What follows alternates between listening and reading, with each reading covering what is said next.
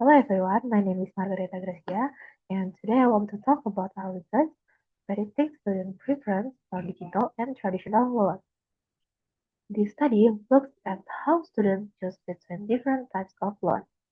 It's a team effort from Telkom University and Latrobe University. We believe understanding these choices helps us create better financial health for young people. Digital worlds are very popular with young people, especially students aged 17 until 25. They are easy and fast to get, but this easy access can make students financially stressed. Many students don't know much about managing money. Traditional ones are safer, but people often think they are harder to get. We need to understand why students pick one over the other. Our main goal was to guess which loan students would prefer, digital or traditional. We used two computer models, Random Forest and SVM, to help us classify their choices. We also wanted to find the most important things like behavior and background that make students choose a certain one. Problem relevant. This topic is very important because fast and easy digital access can make students borrow money without thinking. Banks and schools need tools to find students who might be at risk early. Students often lack money knowledge. In 2022, 27% of all digital loans were taken by young people aged 70 until 35. This shows why a study is so needed. So, how did we do this study? We asked 260 university students in Indonesia to fill out an online survey. We collected information like their age, how much money they made, their grades, and how they spend money. We use a method called five-fold cross-validation to measure our results were true. So, how did we do this study? We asked 260 university students in Indonesia to fill out an online survey. We collected information like their age, how much money they make, their grades, and how they spend money. We used a method called five-fold cross-validation to make sure our results were strong. We then used two computer models, Random Forest and SPM. First, let's talk about Random Forest. This is a computer method that uses many decision trees to make predictions. It's good at handling complex data. A big plus is that it can tell us which factors are most important in its prediction. This helps us understand what will drive student choices. Next, we use support vector machine or SVM. This model finds the best time to separate different groups of data. It works well with a lot of different information. SVM gives good prediction, but it doesn't really show us why it made those predictions, so it's harder to understand its internal workings. Next, we use support vector machine or SVM. This model finds the best time to separate different groups of data. It works well with a lot of different information. Next, we use support vector machine or SVM. This model finds the best line to separate different groups of data. It works well with a lot of different information.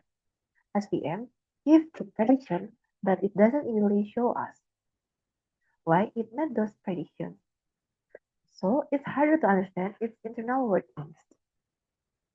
Let's move on to the data we use and the features we consider. We gathered 215 pulse responses from university students. We split this data into 80% of training our models and 20% of testing them.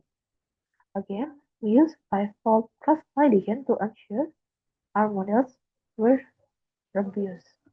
For our data, we got 260 good answers from students. We split this data into 80% for training our models and 20% for testing them. We also use five-fold cross-validation. We look at different things about students, their background, their money habits, and their thoughts about loans. Before using the data, we prepare it using special steps like both hot and coding. Here are Here are the results for random forest. You have a high accuracy of 88.89%. We found the top factors that influence choices: non-purpose, personal belief on using online board, spending behavior, saving habits, and parental income. Non-purpose was the most important factor. Result SPM. Now for SPM results, its accuracy was 80-60.67%.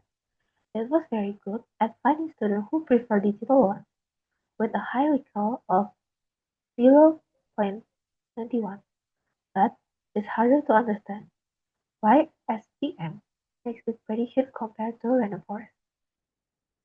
Let's compare our two models. Random forest was more accurate at 88.89% than SPM at 86.67%. Random forest also gives us insights to why it predicts what it does. This makes random forest better for helping schools and banks make decisions and policies. Our main findings are the reason for the loan and belief about digital ones are key. We also saw that female students might use digital ones more. School and banks can use the random forest model to find students who might be at risk.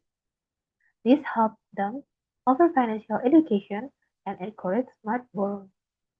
To sum up, random forest works best for predicting loan choices. Key factors were loan purpose, belief, spending or saving, and parental income. Our study had some limits, a small dataset and only two models. In the future, we plan to get more data, use more advanced computer models, and gain more insight. Before I finish, I want to thank you. Special thanks to Directorate of Research and Community Service, Telkom University, and the Center of Excellent AI for Learning and Optimization. Also, thank you for the ICO ILO 2025 committee